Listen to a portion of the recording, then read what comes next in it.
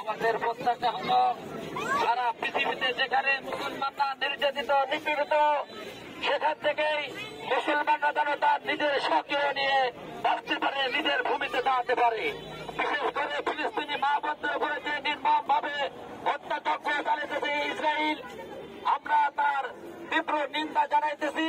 সারা পৃথিবীতে মুসলমানরা যেখানে নির্যাতিত নিপীড়িত সমস্ত মুসলমানদের পক্ষ হয়ে আজকে আমরা মুসলমানদের পক্ষ হয়ে তারা যেন সকল প্রকার নির্যাতন থেকে রেহাই পায়, মুক্তি পায়, তারা যেন তাদের ভূমিতে দাঁড়াতে পারে, সেজন্য আমরা সারা বিশ্বের জাতিসংঘের কাছে আকুল আবেদন জানাইতেছি।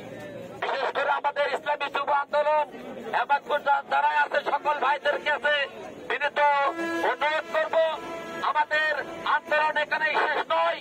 রক্ত যত দিন আমাদের শরীরে আছে আমরা ততদিন সমস্ত ইহুদি এবং তাগুতি শক্তির বিরুদ্ধে আমরা ঐক্যবদ্ধভাবে কাজ করবো ইনশাল্লাহ। বিশেষ করে ইসরায়েলি যত পণ্য আছে আমরা এখন থেকে সকল প্রকার পণ্যকে বয়কট করবো ইনশাআল্লাহ। এবং আমি আমার সংক্ষিপ্ত বক্তব্য এখানে শেষ করতেছি। নাসরুদ্দিন আল্লাহ ফাতহুন করিম।